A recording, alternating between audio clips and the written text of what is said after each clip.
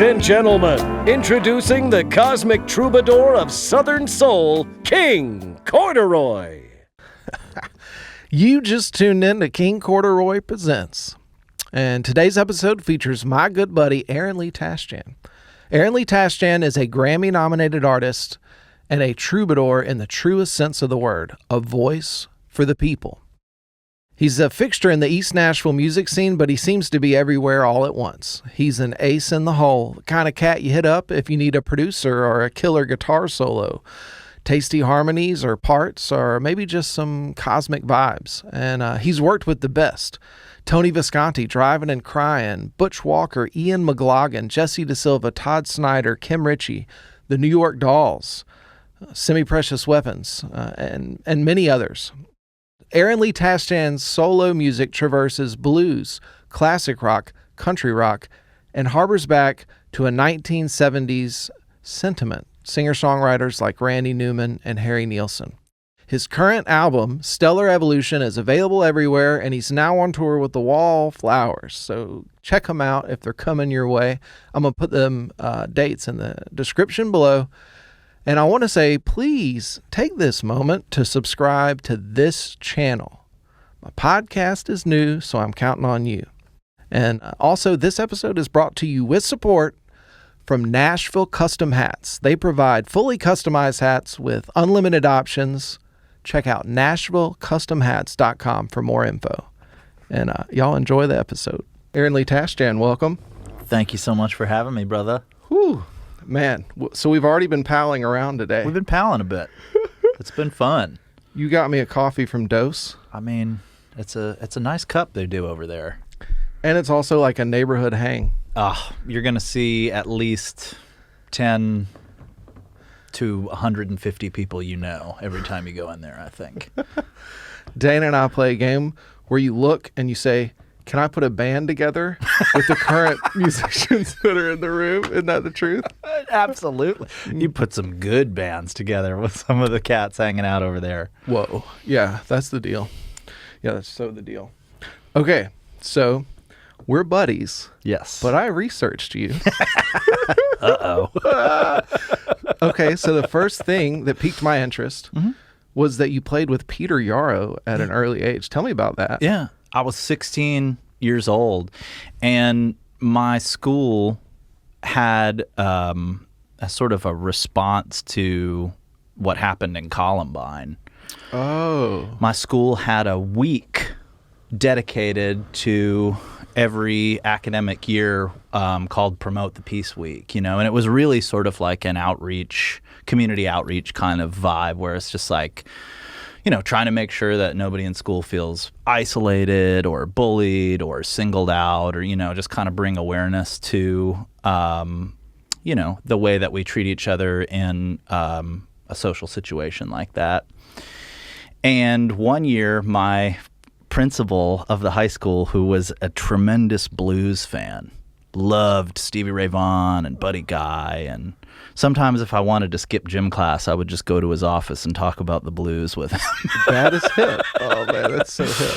But he asked me, he knew that I wrote songs, and he said, if you ever want to try writing a song for Peace Week that has some themes, like that to it, you should give it a shot and play it for me. And, if it's cool, like maybe you could do it at an assembly or something like that. Which, as a young songwriter was a great challenge. That was the first time I'd ever been asked to write a song for something or about something specific, really, And so I was really excited to give it a shot. And I ended up writing a song called The Gift. Let the gift that we give be our peace was the sort of vibe of the tune, And funny enough, that same year that I wrote that song, Peter Yarrow was coming to Ohio to do a all-state safe schools conference. Wow. And our school principal, because he had started this Promote the Peace program at our school, he was sort of partially responsible for the events of Peter's program, which was going to be in Cincinnati, but teachers and administrators statewide were going to be in attendance for it. So in the education world, it was a pretty cool thing. And I think my principal just like pitched the idea to Peter's folks of like, I've got this student, he wrote this song. Maybe he could sort of play it like before Peter's set as like an opening act kind of at this conference. And Peter just loved my song. Wow. And later on that night during his set, he was like, hey, Aaron, like from the stage, he was like, hey, do you know how to sing harmony by any chance? What? And I was like, I do. And because I'd been practicing, like I had my little 4-track at home, so I would record myself and then see if I could figure out how to sing like a second harmony or even sometimes a third one, just trying to get some practice in, really. And so this is one of the greatest harmony acts of all time, Peter, Paul, and Mary. Unquestionably. And yeah. you get called on stage. And I'm 16, And I got to sing Blowing in the Wind with him. Wow. Which was for me, just because I had already been obsessed with Bob Dylan, since I was like 10 probably. Yeah. So for me, I knew who he was, and it was a massive moment, and definitely like one of those things as a young person, like probably changed the trajectory of my like internal belief system, what might be possible or something like that. When somebody reaches out to you as a young person in that way, it's super powerful, man, and definitely helped me feel like, well, maybe I could, maybe I should keep trying at music or whatever, It's really inspiring. Yeah, the validation and encouragement, and at that age, and from an educator, because I feel like in the school system, nobody's telling you, hey, you could pursue a career as a songwriter. No. Don't worry about PE. Dang, man, that's really groovy. It's neat. It was really neat. Well, wow. Okay. Yeah, and that gives you confidence too, which is also the key to being an artist and a performer. Everything. So that's all right. So you were digging on the blues, yes, and writing protest songs, so hip, at 16. Mm.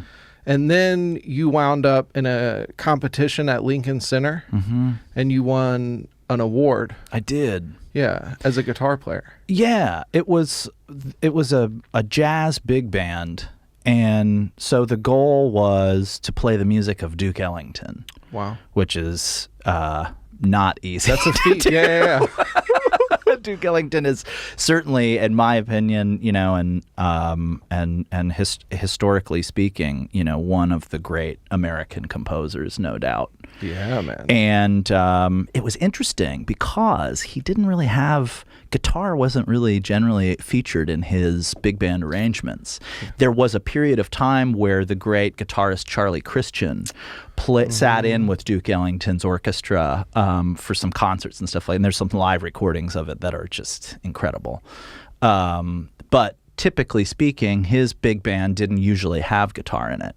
And so I had to approach the music sort of knowing that.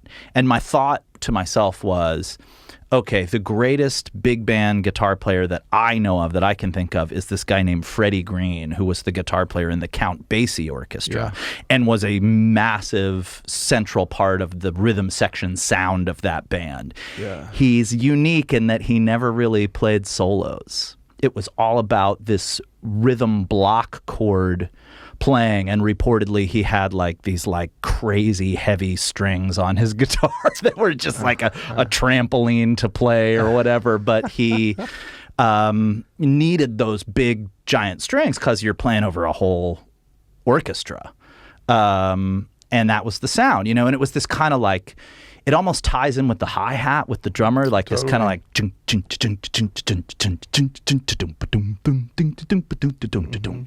of a vibe. And so it's like, it's all about that. Also like a bluegrass thing. Yes, definitely. Definitely. I mean, it's funny how all of the music that American music is like rooted in is kind of like that. Yeah. Like they all share similarities, even though the genres are different. Like the approach is often similar. But anyway, I just thought like I'll zero in on Freddie Green, and I'll try to imagine what a guy like him might have played in the Duke Ellington Orchestra or whatever. And you're 17? Yeah. Man. I was super dorky. But talk about a great thing to be a dork about. My goodness, man. That's elevated. I love it. Thanks. Yeah. I was obsessed. And so it never felt like work or anything like that. It was just this really fun thing that I was super into, and I think that line of thinking about that Duke Ellington music was what ended up sort of getting the attention of the adjudicators there, because every other kid who was playing in the various these jazz bands were from all over the country, all high school age students who came to this competition to play the music of Duke Ellington, and every other guitar player was playing through an amp and playing a solo, and a lot of them were swinging, man, like hot, really good players. Like I was very intimidated, but I just got up there with my old Guild archtop guitar and I made a mic it. I didn't plug it into an amp, and I just kind of and that's all I did. I didn't play a solo or anything. And those guys who were all like jazz professors and New York jazz musicians were the people judging the competition, and I think they just recognized like, oh, this kid's trying to do what somebody in that band would have done in 1940, 50, whatever. Yeah, it was kind of funny to me as like the only kid at the whole thing that didn't play a solo, and I won the award for guitar playing. Another great lesson as you're growing up. Absolutely, it's all about parts. Respect the music that you're playing. Yes, man. Yeah, honor the song. Yes. And and elevate the song doesn't necessarily mean elevating yourself. No. Yeah. It's so interesting. I love my friend Jeff Ratner, who's a really great musician. He plays bass for Langhorne Slim. Okay. He has a way of describing playing a song to the best of his ability where he wants to make it a 10. Yeah. And he's listening at the rehearsal and at the gig, and he's figuring out every single way that he can make his performance of that song a 10. Yeah. And really just like intensely focused on serving the music. I've always found that super inspiring. Oh, man, absolutely. And then you put a team of people together like that. Who are all thinking that way? Oh, my goodness. Magic. Yeah, super magic. Oh. Okay, so then with that, you won a scholarship to Berklee School of Music, and that was something that you pursued, but then you decided maybe New York was more for you, or pursuing the path of an artist? Yeah, I was interested in songwriting, obviously, and I had, as I mentioned earlier, been writing songs. Yep.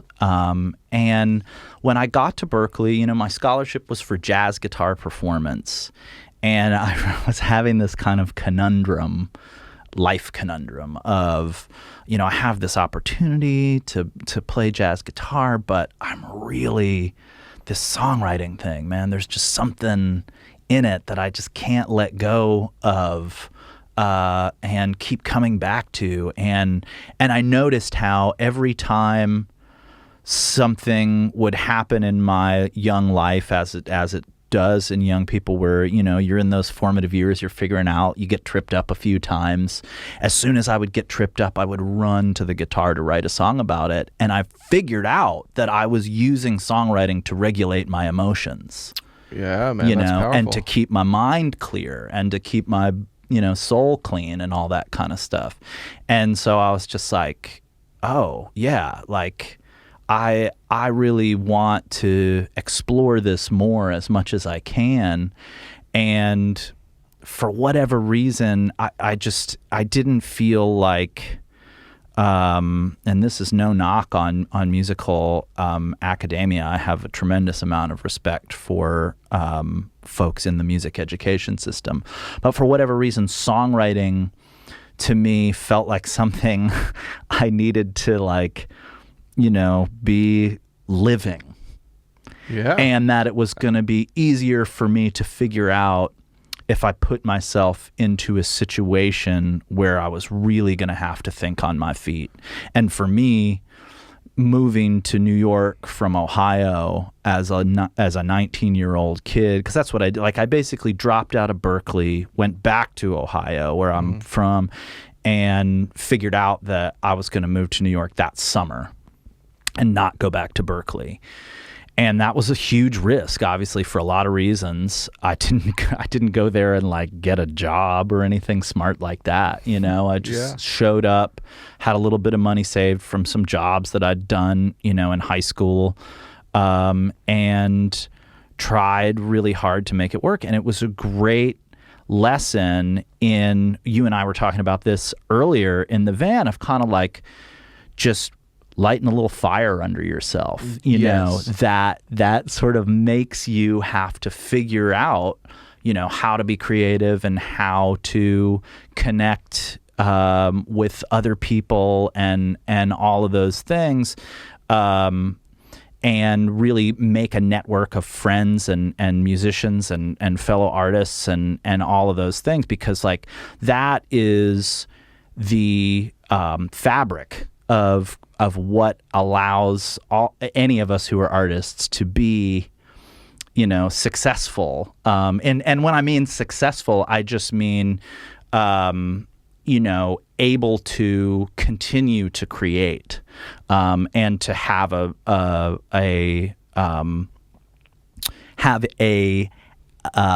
ethos about what you're doing that doesn't block your creativity in any way.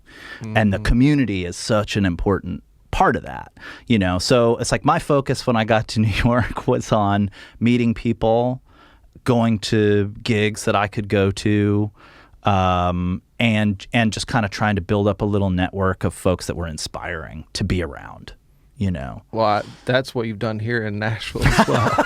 But I've heard that. I can't remember who, but somebody told me, they were like, when I heard Aaron Lee Tasjan was moving to Nashville, I was shocked because he was the mayor of New York City. Or Greenwich Village, like or Brooklyn. What was the scene? East Village was it, and it was a couple of clubs. It was the Living Room, which was run by Steve and Jennifer, and Steve also owned that really great recording studio in Tribeca called the Magic Shop, where David Bowie made records and all kinds of amazing folks. And the Living Room was where Norah Jones got her start. Oh, wow. Yeah, it was kind of a songwriter's paradise, really. You know, this little bar on Ludlow Street, and in the back, you know, was the music room, and I'll never forget walking in there and seeing Ron Sexsmith for the first time, you know, or walking in there and seeing Jim Campolongo for the first time. I mean,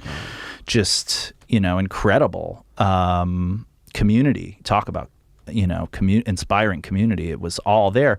So there was the Living Room, there was the Rockwood Music Hall, which was owned by Ken Rockwood. And those were probably the main two. There was a third one that I had a band of ne'er-do-wellers in town called the Madison Square Gardeners. And we used to play gigs at this little place that's not there anymore called the National Underground, which was on Allen Street, and super cool little music space. But that was sort of the scene was all within like a 5-block radius. And you could just go down there on any night and just see, you know, walk into Rockwood Music Hall and Chris Thile would be in there. Wow. Just playing and singing mandolin, you know, and trying out new songs and playing Bach pieces and stuff, and blowing my mind. Yeah, because they're like an LA band, and he grew up there, but he's a very New York guy. Totally. Yeah. I think he's even doing I think he hosts the Prairie Home Companion these days. Yeah, well, I think it got canceled maybe. Oh, did it? But he was, yeah. And I thought he was a great host, too. He did a good job. Because I grew up listening to it. Same. and I love Garrison Keillor. Me too. But I feel like the only thing, much love, and also he created it, but Chris Thile is literally a musical genius. Totally. And Garrison Keillor is a personality, but not certainly not a genius when it comes to his singing. Right. You know? Sure. But his genius was the writing and God. And the band was always the fake commercials. Yeah, the fake commercials. Yeah, the actors. Oh my goodness. Yeah, so good. yeah, but totally. Yeah, he got it like during the pandemic too. That's like a tough time to pick up any show. No kidding. Yeah. Dude, we went to this weird thing. Dana got me in over. It was a Grammy Association event, and it was a weird panel, but it was his band and Sarah Silverman. Oh wow. Yeah, that sounds awesome. Actually, it was cool. Yeah, and it was moderated, and he had Chris Thile had a funny thing, and he was saying, "Golly, I wish I could remember the way he said it," but he was like, there's like a difference in L.A. and New York about whether or not people want to know what you do or whether or not they know already what you do. You know? Yes. Yeah. I love it, man.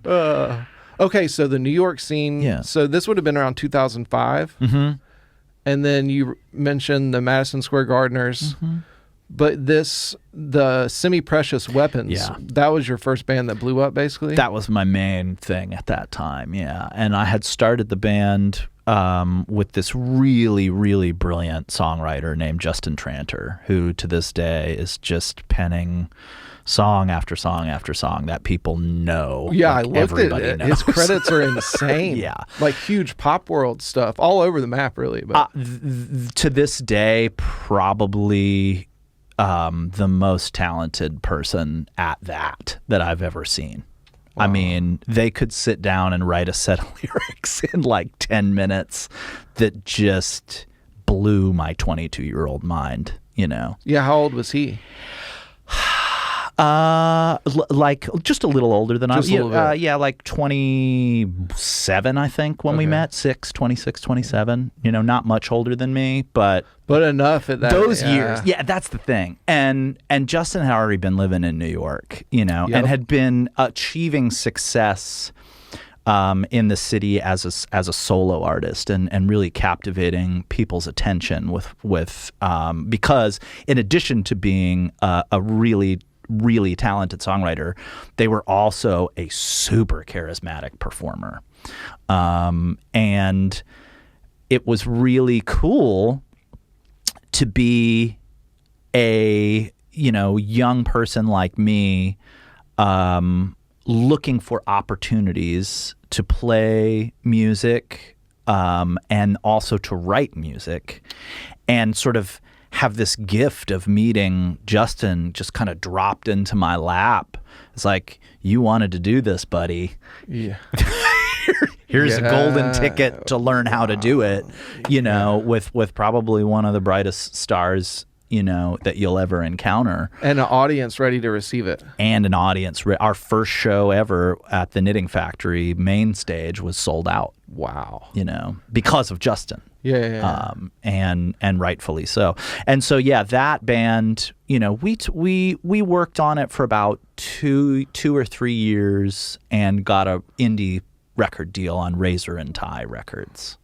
But then the band wound up on Geffen. But were you still in the band when that happened? I was not. So so what happened was we signed this deal with Razor and Tie, and I was, you know, a very principled young man in my thinking about a music career. Yeah. And for me, I really felt that the success would come from really focusing on almost nothing but the music.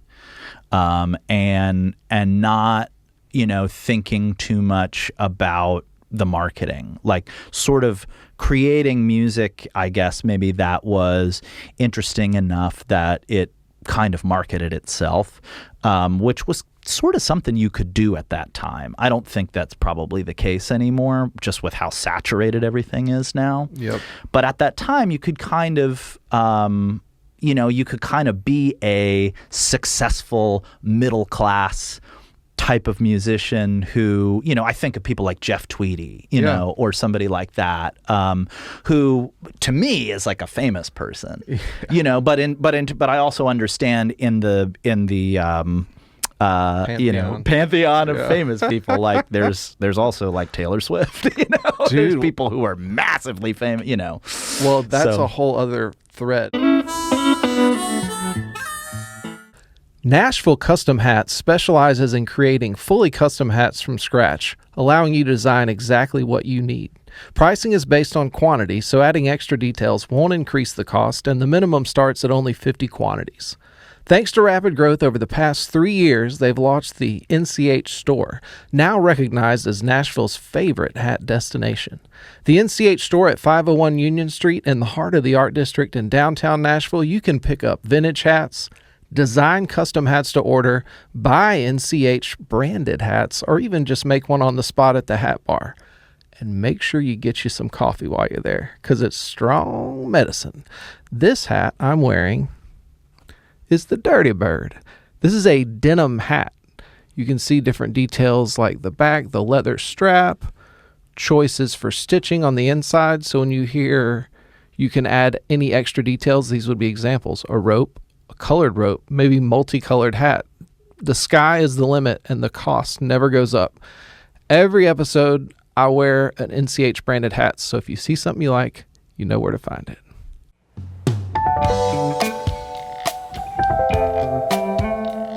So we're on your journey, but there's a couple of things. But I feel like the thread you were just on, that just is like with the Tweety thing, is really interesting. And I've seen you talk about this lately too. Or like if you have a trajectory or someone you see like, oh, if my career was where this person is, so you're like, oh, if I was like a Wilco, sure, that would be huge. That's incredibly successful. And like you're saying, then somebody's never heard of Wilco. You're like, you've never heard of Wilco? Totally. That would blow my mind as a young person. Oh my really? gosh. Okay, a couple things. Yeah. All right. Well, so I just saw a thing that like somehow what helped your band blow up overseas was like Justin dancing with Kate Moss at a club. Is that? Yes, that's true. That's true. So we met this guy in New York. Well, we sort of stalked him, really. BP Fallon? In a very benign way. Yes, it was BP. And we sort of figured out who BP was, by kind of looking him up on the internet. And we thought, okay, well, this is really maybe the kind of person that we're looking for, because what we want to be is a rock and roll band. And we think that is possible to do right now because a couple of things, the Strokes and that band Jet, a couple of stuff, things like that had just popped off. Totally. And in New York, too. So we were kind of thinking like, yeah, maybe we could kind of sneak in here with this, but we need somebody who understands what we're trying to go after.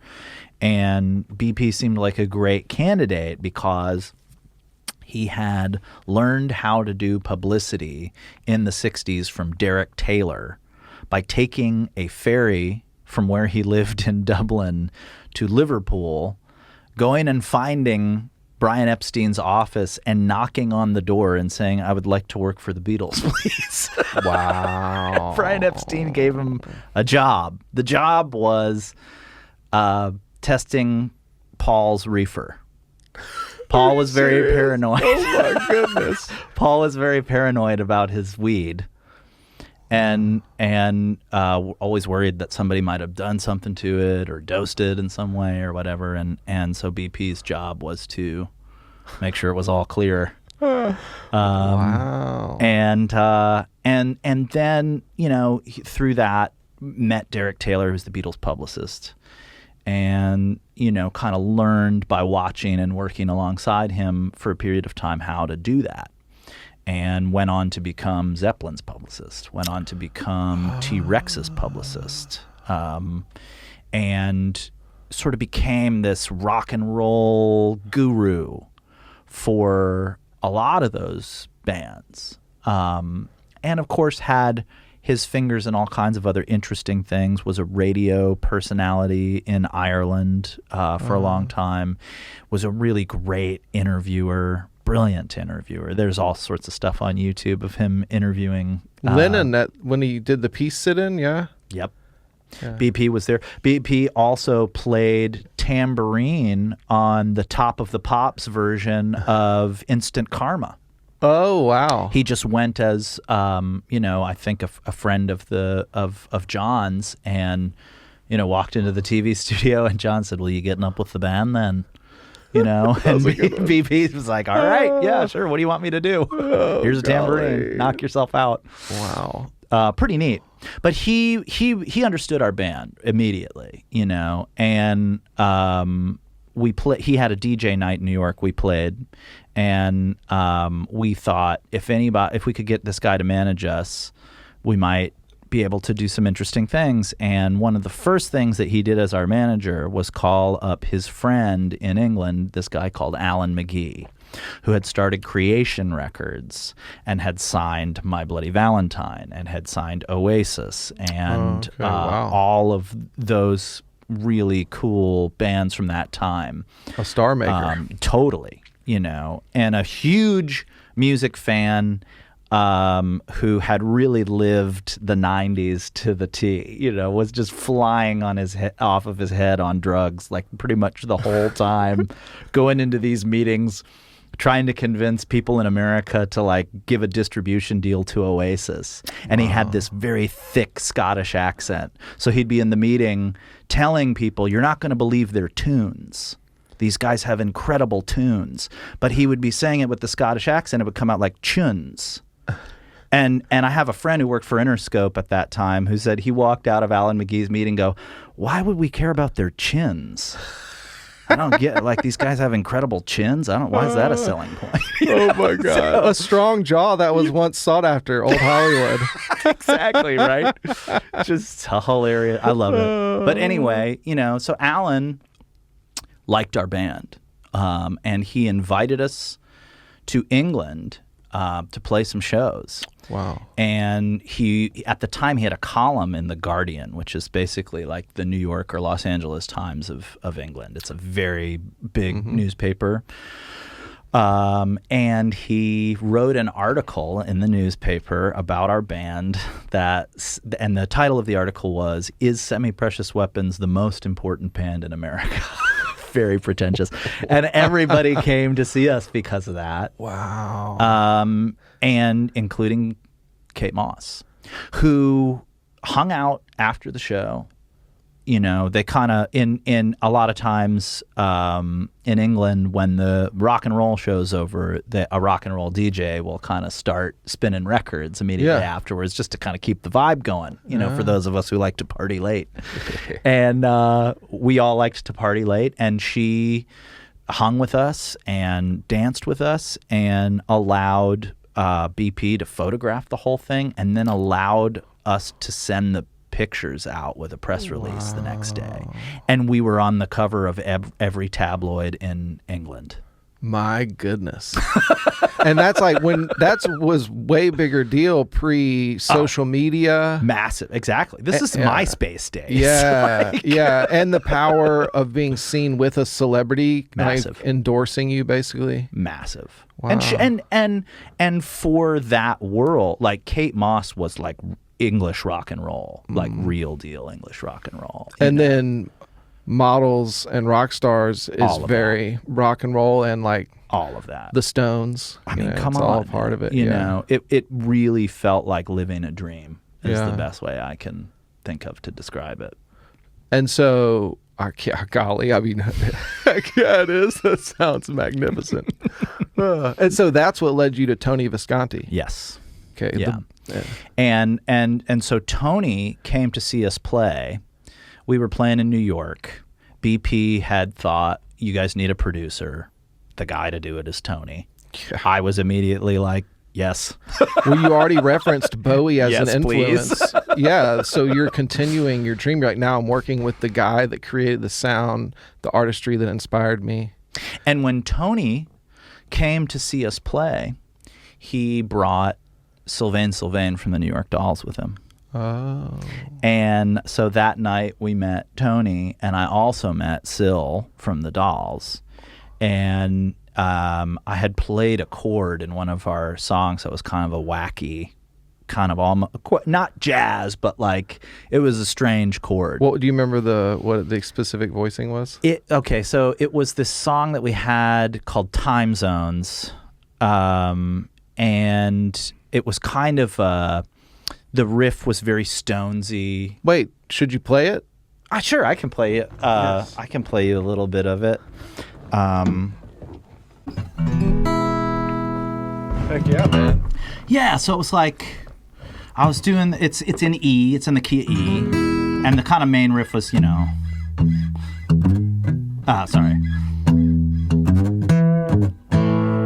Yeah, man.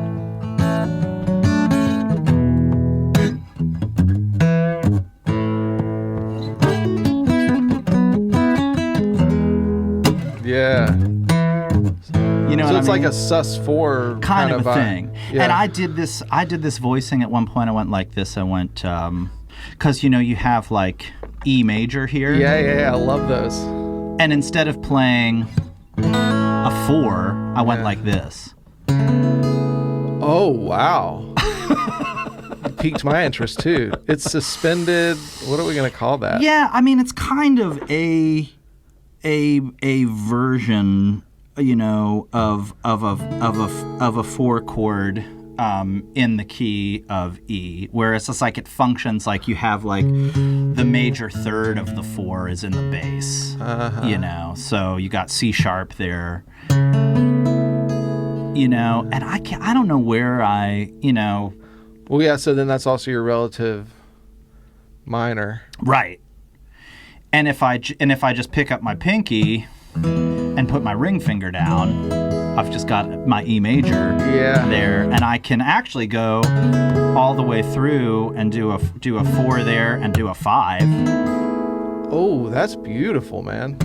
And then come back to the 1.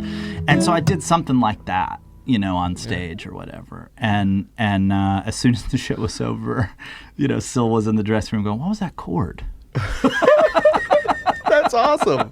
Which I loved so much because I had read so much stuff about Keith Richards talking about doing that as a young person, going to see somebody play, and then immediately approaching them afterwards and going, "What were you doing? Man, what was that?" Yeah, hell yeah, man. Because we're all, as guitar players, sort of trying to unlock the mysteries of what's in this thing, which are endless. Indeed. And anytime you see, I don't know about you, I'm sure you're the same way as I am. It's like anytime I see someone do something I've never thought of, I'm immediately like stoked, Yeah, or having somebody show you a couple tricks. Yeah.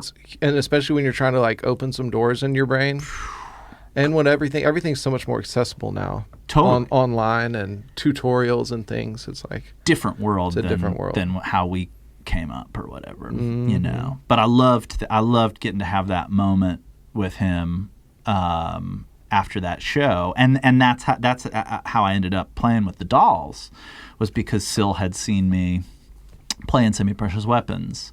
And so when Steve Conti, who was their regular guitar player, had to step away, he and his wife were having their first child, actually. It was a really beautiful thing. I felt so honored that I could just sort of kind of step in for a moment for him with the band and get to play those iconic Johnny Thunders lines.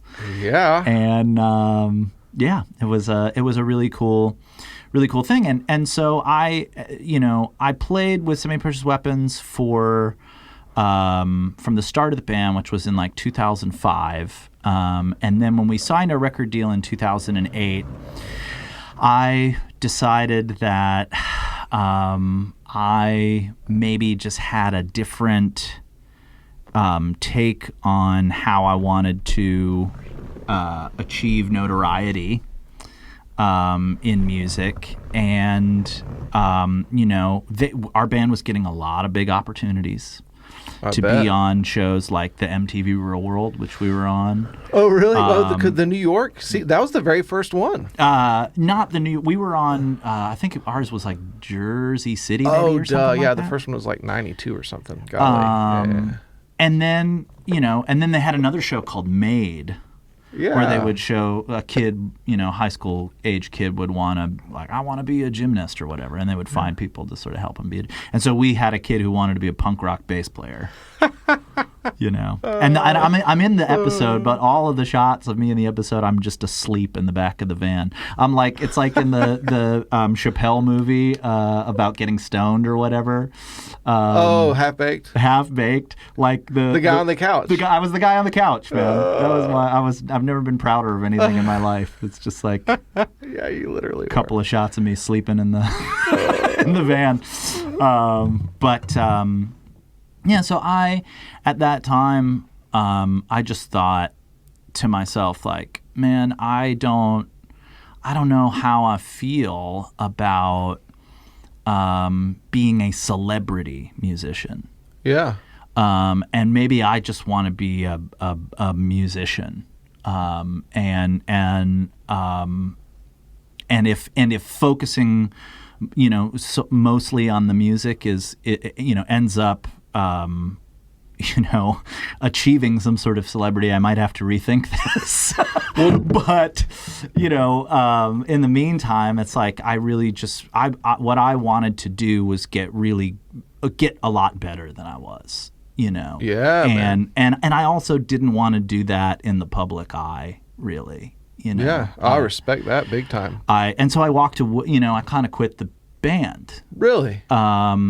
And everybody was like, dude, what are you doing? Because I quit the band and Lady Gaga invited them to open the Monster Ball tour. Oh, but wait, that was a thing I saw too where she opened up for y'all. Yeah, that's how we met her.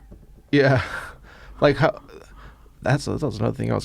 There's so many things I want to ask you about there, but yeah. So Lady Gaga this was pre anyone knowing who she was. Yeah, you want to tell that story? Yeah, she had been playing at like the Bitter End in New York and the Rockwood Music Hall, which I mentioned earlier. Yeah, okay. Just doing kind of songwriter shows. And she had that voice, of course, so she was kind of, I think, blowing some minds doing that. She playing keys for that? She was. Yeah. And then she got together with another artist, and they sort of had a duo for a minute, which was like Lady Gaga and Lady Starlight. Okay. And Lady Starlight was kind of like on the synths, kind of like playing the music. And then, Lady Gaga, Stephanie, was performing and singing and wearing, starting to wear some crazy outfits and doing the bit, Yeah. But they didn't have any of those. There was no, like the songs, I can't remember what the songs, there was a song about ice cream. But they didn't have like Poker Face yet or any of that. Yeah. But there was a vibe, like you knew there was a vibe. Now, I can't sit here honestly and tell you that I was like, oh, this is the biggest pop star of the next, whatever. Like, I knew she was really, really good and she was really talented. But, in this business, you never know what that. Yeah, it's like, and what else? Right? Totally. Oh my goodness. No, that's such a good point because I think a lot of us, want to think of it in those terms of like, if I develop my talent, and I reach a certain skill level with what I'm able to do as a musician and songwriter, surely I'll have more access to, the upper tiers of the industry because, you only get there by being really good, which is true. But like there is always some sort of X factor that goes along with that in any artist that makes it on that level. I would say only thing I would disagree with is it's not always true. Yeah, that's true. It doesn't. I feel like that's the thing is true. like success and musicianship. Yes, they do not. It doesn't. There's not really a correlation there. Yeah, not. I mean, it can be, but not necessarily. Right? It's exactly. like marketability, a perfect storm.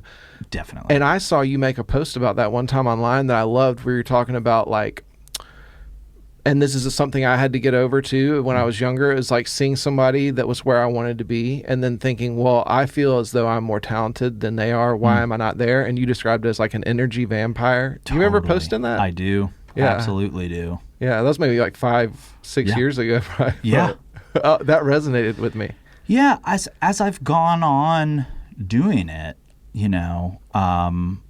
it's like, I was saying this earlier too, it's like, first of all, the longer I do it, the less I know about it. Yeah. That's definitely a thing that I've figured out. It's like, man, I really, and I think like maybe that is the kind of wisdom that comes with getting older. Yes. You sort of are able to recognize and appreciate what you don't know. Yeah. Which actually opens up a lot more possibilities for what could happen, because when everything is sort of planned out and like right there in front of your face, it makes it feel like there's constraints around what you're doing, and that there's some sort of timeline where things need to be accomplished in a certain time and all that kind of stuff. And that's just not true at all. We were talking about Willie Nelson on the way over here.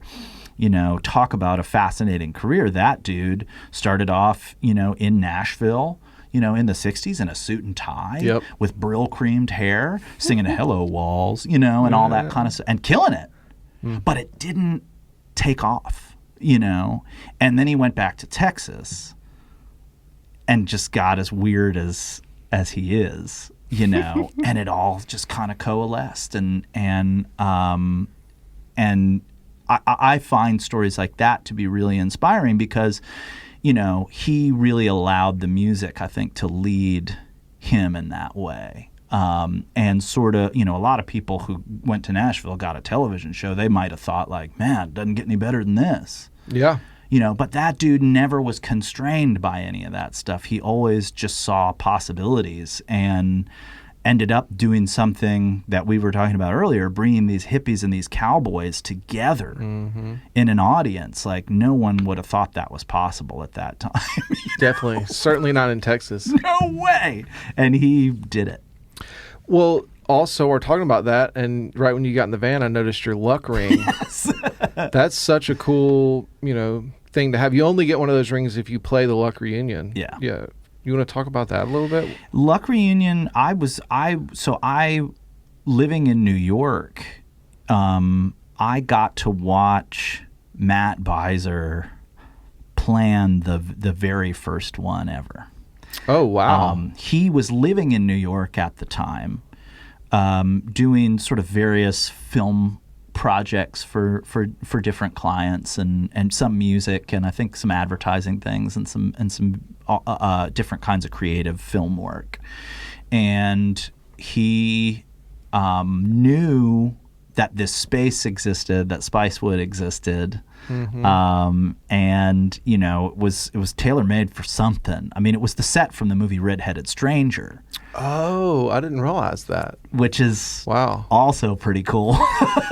Yeah. But great album. Yeah, oh my God. Yeah, man. So good. Yeah. But yeah, and so I sort of watched Matt plan all of this out in 11th Street Bar, in New York City, and I just thought like, man, this is such a cool idea, and it definitely resonated with me deeply in terms of a cat who's like always trying to sort of create that network of community, of folks that you're around that really inspire you. I thought it was such an inspiring idea, and was just so drawn to the whole ethos of, come on out to this crazy spot in Hill Country, Texas. You really have no idea what's going to happen, because and the people, Matt and the folks who put it on are so great about this. It's like it's full of a combination of things that you know and love, and then surprises that totally catch you.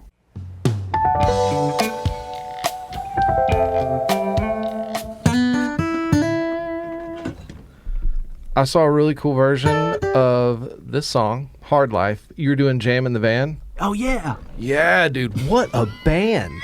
Come on. And you know what's funny about that? That was a total throw together. Like, I was booked to do it as acoustic. Oh, really? And I told my manager, I was like, they were shooting it in L.A. And I was like, man, I know a bass player and drummer that might make this real happening. Oh, those were L.A. cats. And so I was like, could you ask him if I can, because it was going to be me and Brian. Who acoustic. I love and know. Yeah. Well, dude, I mean, goodness. And what a songwriter. Yeah. My God.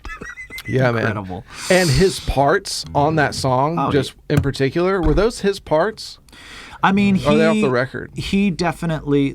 So some of them are off the record, and then some of them are parts that he created, but they became like signature part, like what he played. I can't really do the song without doing some of what he did on it at this point. Totally, those hammer-ons in particular, like it's all part of the groove. Yep. And y'all do this phenomenal lick together at the end. This little motif you play, and you kind of play off of it. Yeah. And then. Also, the thing I noted is at the end, the lick is like, holy shit. Because we're like, let me think of the hardest way to play this ever, right? It's a spread. It's like a 5-fret spread or something, index to pinky. Guitar will do that to you, especially if you are into like the harmony that can be achieved on like piano or something like that, and then you want to try to like translate some of that to guitar, and you end up having to like play Ted Green chords that span like 4 frets that you can, I have tiny hands. I have like Donald Trump hands. I can not in like a touchy way, just in more of a size way. But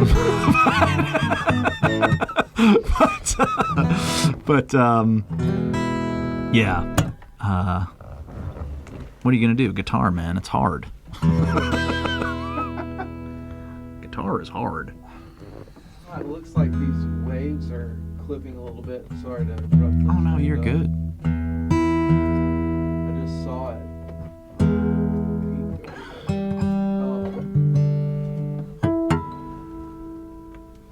That was like the perfect lead into that song, too. Oh, wait, hold on. But for real, though, because, you were talking about the band, Jam in the Van, you call in these LA cats. Because when I watched it, too, you talk about Brian's parts make the song, but that drummer, dude. Because he goes in and out of the halftime. Yes. And it's like this pick on the chorus. He does like 8 bars of double time for a second. Oh, my goodness. I know. And is that from the record also? No. That was his part. Yes. And who's that drummer? That is Mark Stepro, who is a fellow Ohioan. I've known him since I was a kid. We were on a session together, a recording session together in Columbus. This is some true Columbus, Ohio shit right here. A guy who was a music promoter there figured out a way where he could make a compilation CD and have it sold in Cracker Barrel. Oh, that's brilliant. So he invited a bunch of us kind of local songwriter people to come record some stuff at this studio. And Mark was in this band called Red Wanting Blue from Columbus at the time. And so I showed up to do a song of mine, and he was there playing with Red Wanting Blue, and I had a Wilco t-shirt on. And he was like, oh, man, I just took a lesson from the drummer in that band. From Pat? Yeah. No. Glenn. Oh, okay. Yeah. And I was like, oh man, cool. This guy seems like someone to. And we kind of clocked each other at that time, and then literally both moved to New York, not realizing the other was going there like 6 weeks later. Oh wow! And I was like, wait, you're here? Oh, cool, man. Like, so y'all were playing. You were playing together in New York then. But not, was he in the Madison Square Gardeners? He was. Oh, dang. He was the bass player in the Madison Square Gardeners. Golly. Yeah.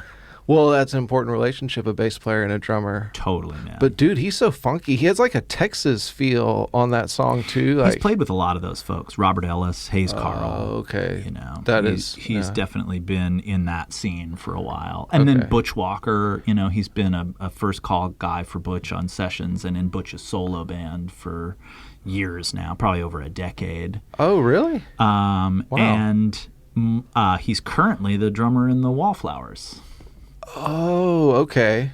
And you're about to go on tour with the Yeah, Wallflowers, which totally, is man. very hip. Super fun. Yeah. Wow. Okay. Well, we just went full circle Totally. on the song Yes. Hard Life. Yeah. And oh, I got a harp right here. Let's do it. Thank you for letting me jam with you, buddy. Oh, man. And then it's a true pledge. wait, and then it's they give you loose gravel, call it rock steady. Yeah. Like that.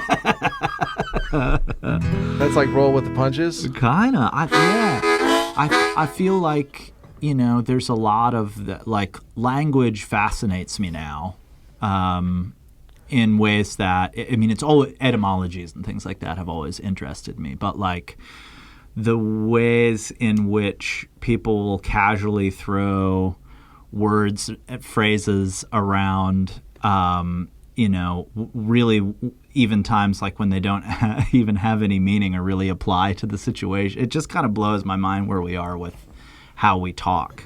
I feel like, that sort of attitude of like, just do it, or just get it done, or it's not that hard, or like any of that kind of stuff. It's like it's such a thing to say. To me, it's like the kind of thing you say to hear yourself talk. Like, it's not a real thing to say, you know what I mean? And so like I'm always suspicious of that kind of stuff, and I think that's what I sort of meant by that statement. It's just like people will talk about some shit like, oh yeah, man, you just kind of get a music career or whatever, Yeah. And it's like, yeah, you're really oversimplifying this. And so it's like I feel like those sort of things sometimes, that idea of like they'll give you loose gravel and call it rock steady. It's like people will totally make something out to be something it's not and really sell it to you. And so it's a trap, that I try to avoid if I can. Okay, so I missed it. Well, I'm glad I asked. I love that. Yeah, that's for the swindlers. Yeah. Or the people that just don't get the journey. Totally. Like, because it's not their journey. Exactly. And they're like, oh, yeah, you just do this A, B, and C, and you'll make it. What, did you not do that? It's like, yeah, it's a little more than that. Yeah. Okay. It's kind of for your aunt who comes to Christmas dinner and it's like, what you should do is go on American Idol. Yeah, I know exactly. Then you'll be famous. So that was a line for us. Totally. Absolutely. All right. Love it.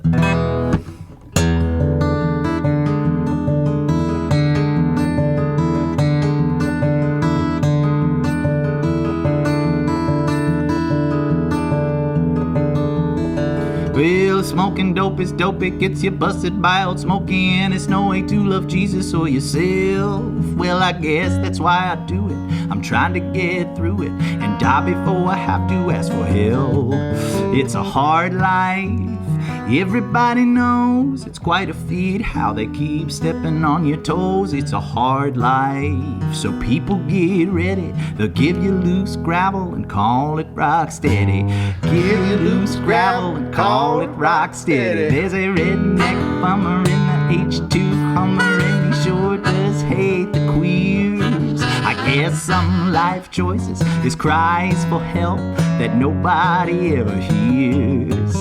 It's a hard life, everybody knows. It's quite a feat how they keep stepping on your toes. It's a hard life, so people get ready. They give you loose gravel and call it rock steady. Give you loose gravel and call it rock steady. It's a hard life, and that's alright. Alright.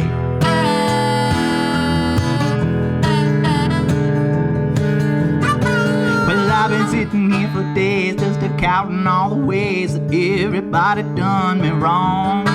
Too stoned to understand that all my big plans was only gonna end up a song. It's a hard life, everybody knows. It's quite a feat how they keep stepping on your toes. It's a hard life, so People get ready, they'll give you loose gravel and call it rock steady. They give you loose gravel and call it rock steady. It's a hard, oh, a hard life. Ooh,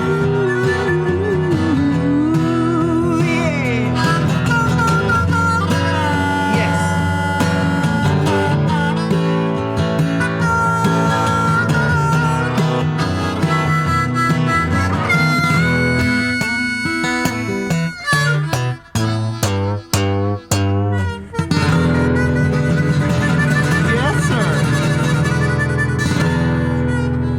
That's the best it's ever been done right there. Oh, man, I appreciate it. That was very fun. Yes, sir.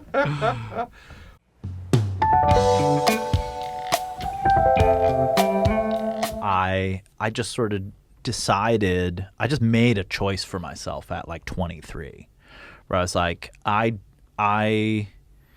know the traditional route of achieving notoriety in music is very much based in like pop culture and attaching yourself to a show like The Real World or like those kinds of things. It's a great way to get your name out there, but I didn't feel I really wanted to get better at everything that I was doing, songwriting, guitar playing, singing, performing, all of it. I didn't feel like I was fully developed yet, and I really wanted to get better, and I didn't want to have to do that as a known artist. On a label to where it's going to be documented and there forever. Man, well, that's very you started your journey at such a young age with the right thought in mind, that for you to have the wisdom to see that and not just like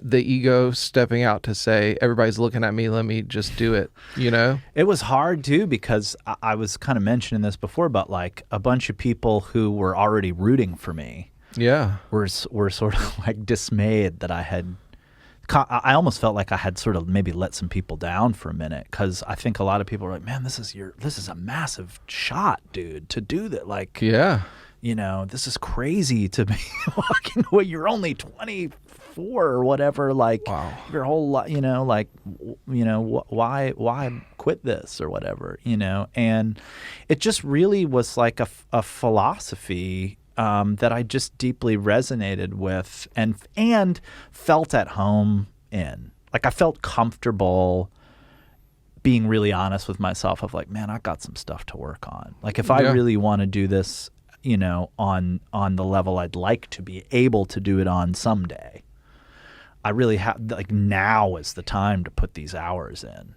and become a better songwriter and player. And the way that I did that was I played 1 million like local gigs around New York City as a nobody, you know, and just sat, you know, in my apartment on the days that I didn't have to work and just wrote as many songs as I could get out, you know. Brilliant.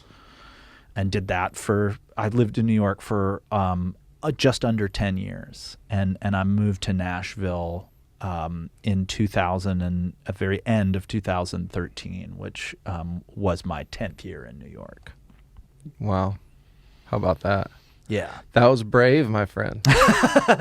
It was, because I mean, I'm not trying to toot my own horn or anything. It was, I only agree with that because, like, I had a network and a community of people there who were supporting me. Yeah. And I didn't know. I knew 2 people in Nashville. And they were both musicians, and they were both touring musicians who probably weren't ever going to be in town. You know what Kevin I mean? Kinney, right? Yeah. Kevin Kinney was one. Man, that guy. And Tim Easton. Oh, really? Mm-hmm. He's brilliant. He is incredible. Yeah, man. I learned more about how to play a solo show, a solo folk songwriter show from Tim Easton. Like, his banter on top of his songs and playing. And the guitar playing. And the guitar playing. It's monstrous. Yeah, dude. And he's just kind of rattling on. Like, it doesn't look like it's causing him any effort at all. Like he just is Dude. doing it. Yeah, you he know? blew my mind. The first time I saw him was at the basement, and I Sure. walked up to him right after, and I was like, this whole thing was inspiring because it just flows. Yes. But you're like that too. Yeah. Well, I learned from him. So. Yeah. Hell yeah. What a great guy to learn from. Yeah, no kidding. Well, those two pretty good friends to have. Not a bad start anyway. That's not a bad start.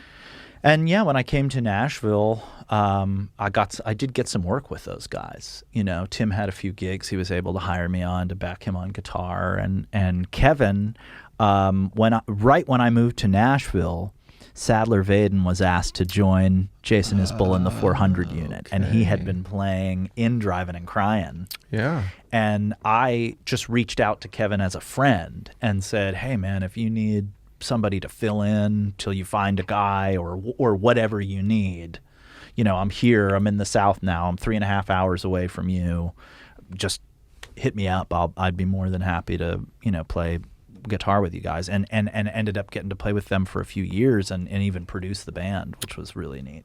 Whoa. Wait, so I met Kevin in Mexico Yeah. Oh, dude. playing the festival that the Cordovas have. That is such a cool festival. Yeah, dude. And this was the last year that Peter Buck had it. Right. And Kevin Kinney and Peter Buck are like homies, and he's kind of the Tight. MC. Definitely. Yeah, and and he likes the Dead, and we would do an after show with Joe's band, cool. and we would do a bunch of Dead tunes. He's way into it. Great energy. Yes. So like we had that rapport, but I definitely that's my only context with him. Okay, so fast forward, probably 2017 or something, 2016 maybe, 18, somewhere in there. I run into him at a show. And he's like, hey, I'm working on a record right now at 1979. You should come down tomorrow and hang. And he gave me the passcode to get in. So I just walked down there. Do you remember this? I do. Yeah, man. And I walked in, and it was you, an engineer. There was talk about the guy on the couch. There was a guy on a couch. And I don't know, I didn't have any context or whatever.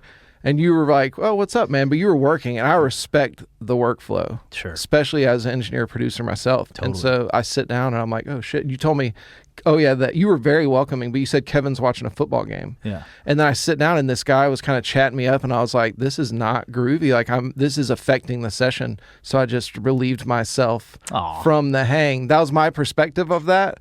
But I felt like, oh, my goodness. Because I didn't know you as well then. Sure. You know what I mean? Yeah. And I was like, oh, man, I can't believe I just walked up in. Maybe y'all were mixing, I reckon, perhaps, or overdubbing. But anyway, yeah. But you were very gracious when a lot of people could have been like, what in the world is this guy? Why is that? Daddy just walked in. Nobody told me it was your session. I just was probably appeared. happy to see you, man. Well, yeah, that's sweet. That's sweet. But yeah, I got to get Kevin on here, though. Oh, he would be so good.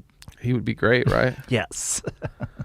Well, I think this could probably sum up this Yeah. episode between us. Definitely. But we have not. We just. This is like the halfway point, though, because I got a lot of other stuff. I still want to ask you about more New York stuff, too. And, Totally. Thank you so much. Dude, thank you. A true pleasure. Anytime. All right. We did it. Woo!